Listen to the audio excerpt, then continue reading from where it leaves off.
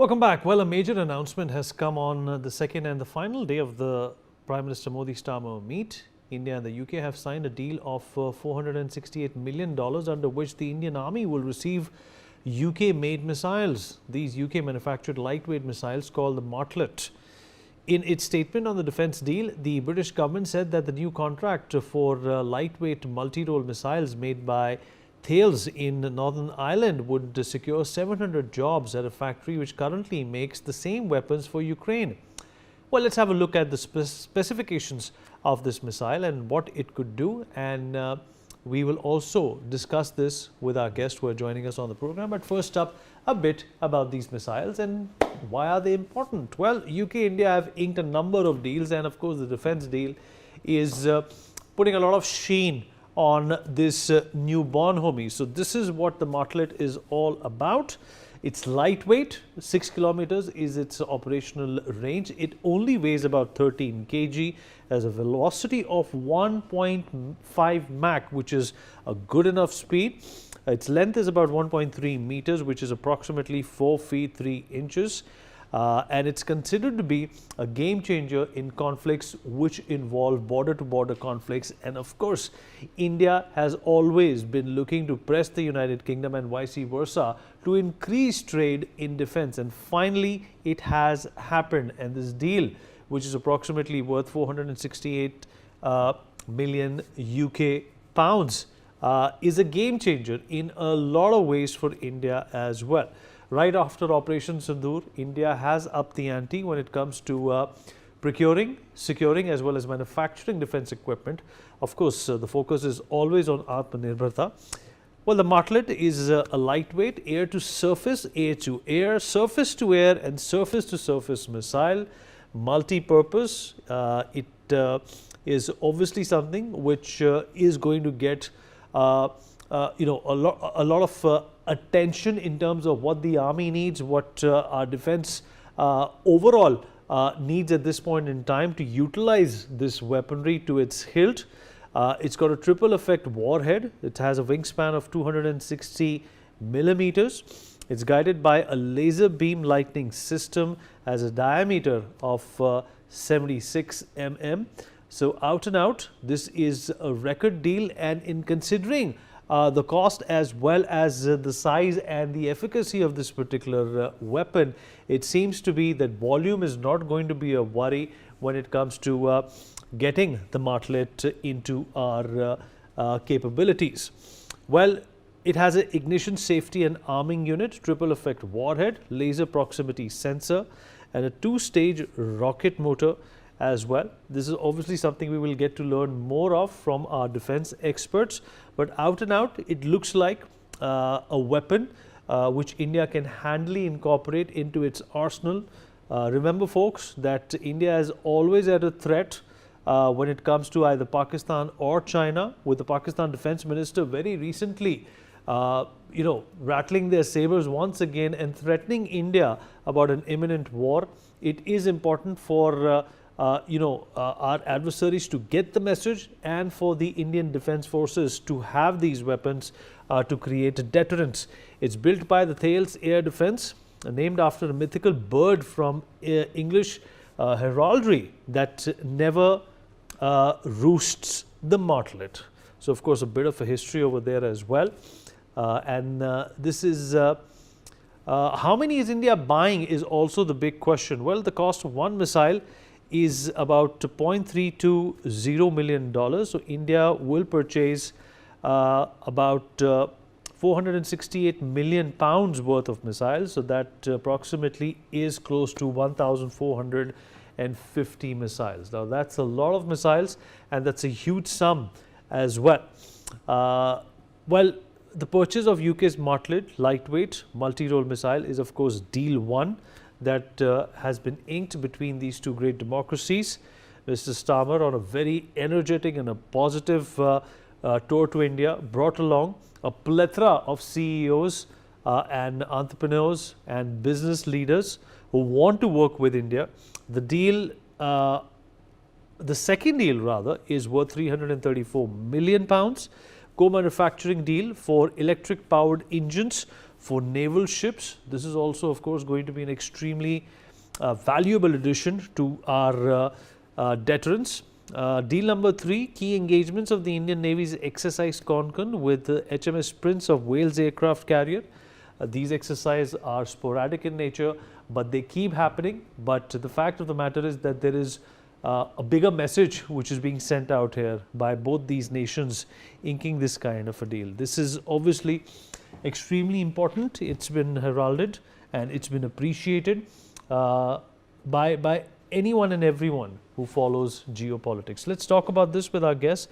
Joining us on the program is Major General Sudhakar Ji, Senior Geopolitical and Strategic Defense Expert, Group Captain Dr. M.J. Augustine Vinod, former Indian Air Force officer, fighter jet pilot, is also with us on the program. And last but by no means the least, Mr. Sumit Peer, Senior Political Commentator, is also joining us to talk more about this. All right, Group Captain Augustine, I'll begin with you. Well, I'm not a defense expert, but as somebody who's curious about how India conducts its defense negotiations and preparations, it's important to understand what does this mean for our deterrence, what does this mean for the kind of war or the kind of engagement India has had, the current one being Operation Sindoor, and I'm sure it's not going to be the last one that we're going to see when it comes to the India-Pakistan friction and rivalry. And I'm not talking about cricket. Even cricket. So, well, we beat them. There's no comparison in cricket anymore. True. Both the men's team and women's team have performed so well. With it as it may, coming to this Martlet, I've been watching Martlet for a while, and we have a similar system that is in the making, but the numbers are required. And that is the precise reason why I have my background here, which is a Pakistani F-16 armed with AMRAAM missiles. And we know the deal that has come through to Pakistan as like a shot in the arm. I've written about it as well. The AM-120, the newer version, which is the C-8 version that has been given, the C-8D3 variant that has been given to Pakistan, is a big shot in the arm as far as the defense capability is concerned. And, mimicking that or parallel to that is Martlet deal. Now, Martlet by itself is, if I were to put it quote unquote in Hindi, harfan bola. Martlet, we have two wonderful aerial platform which can straight away absorb Martlet, which is Prachand and the Apache attack helicopter. So at 1.5 Mach, in an air-to-ground mode, it is going to be a tank slayer for sure. And from the range that it can, prosecute these tanks makes both these attack helicopters an extremely potent platform when it comes to surface operations is concerned, especially in the open areas and the tank battles when, tanks and attack helicopters, they form something called a pivot of a maneuver, and they, in the maneuver warfare, it is going to be a big, big shot in the arm. The maneuver warfare area itself is going to, expand a lot. And from ground to air or surface to air mode, it has, again, great capability. And it can also be, incorporated onto smaller ships of ours. So even smaller ships will get much better air defense capability. So it is going to really change the way we are going to look at the defense part of both surface, sea, as well as air operations is concerned. It can even, stitched well, it can even be like a javelin, on the shoulders of a couple of soldiers. It can work like anti-tank missile shoot and scoot. So it has great opportunities, great possibilities. Technology transfer is something I will be really be interested because of the guidance system that we mentioned, both the laser beam riding capability as well as the imaging infrared. So imaging infrared and infrared are slightly different. In imaging infrared, you're imaging the target. So even if he deploys any kind of flares, those flares are rejected and the missile goes for the image. Unlike in mode B, where it is infrared, where it goes for the heat source per se. And iron GPS mode makes it even fire and forget or lock on after launch. And lock on after launch is again a great capability. But you're, say, firing towards a particular target with the target really not locked on by the missile, and halfway through the missile locks on to the target. So that gives a much better standoff range, much better what we call as an off-bore side launch. In the sense, the attacker aeroplane can be pointing this way, but the missile can be going elsewhere in the IM GPS mode. So all this put together, this is going to be a weapon to watch out for. You talked about the numbers. I would say if you're going to use it in anti-tank role as well, these numbers will have to go at least 4 to 10 times the number that we are looking at, which means the technology transfer should also be on the cards. All that put together, I think it is this with BrahMos, S-400, and other missiles that we have, the Astra, etc., is in its combination can be an answer to the M120 and other capabilities that Pakistan is surely getting in short time to come. So All right. option Okay. two, if it happens tomorrow, day after, or 1 year, 2 years down the road, I think we still have an edge. Over to you. All right. All right. Let's also rope in General Sudhakarji. General Sudhakarji. Well, it's great to do the trade. We've done that with many countries, including France, the United States, Russia. But it's important to understand that without this technological transfer, this just becomes an extremely transactional, business-like kind of a deal. India at this point in time does need investment by its partners and by like-minded countries. I cannot call the United States a like-minded country anymore. By its partners to also develop these capabilities and let India infuse its own sense into these weaponry which is being exchanged as against money. Yeah, Vinit, good evening. Thank you and compliments for raising a very important question. That point is well taken. Technology transfer should become the central issue of any kind of acquisition that India goes in for, especially after having promulgated that Make in India and Atmanirbhar Bharat and Make for the World. There is no dispute, no argument on that. We must do anything and everything possible to get the TOT in our favor at the earliest. And Augustine will bear me out. In TOT also there is a hidden agenda, something called a S code. In every platform we buy, unless that code is exchanged, then it becomes defunct. No matter how much you produce, you cannot utilize them in our indigenous platform. So that also has to be kept in mind. But what I wish to highlight is that preamble which you gave. Our audience should do well by understanding the type of emerging threat. The type of emerging threats which have been witnessed during Operation Sindoor are, swarm-like drones being launched en masse or very close to it, and also the new threats which have emerged in the recent past, particularly the Operation Spider Web, 4,500 kilometers deep inside Russian territory, drone warfare, and targeting the strategic bombers. Well, if it can happen in Russia, it can happen in India as well. We have a lot of strategic assets within the hinterland. So how do you provide protection? Second thing, the type of threat which is emerging is something like what our defense minister and all the three chiefs were there the other day in Bhuj area, and Sir Creek came into prominence. Sir Creek continues to remain a disputed area between Pakistan and India. We need to keep that in the back of our mind, and what is the kind of threat that Pakistan may actually orchestrate or demonstrate there. So the type of threat will be in form of vessels, corvettes and patrolling vessels which may get closer to Indian coastline in a stealthy manner.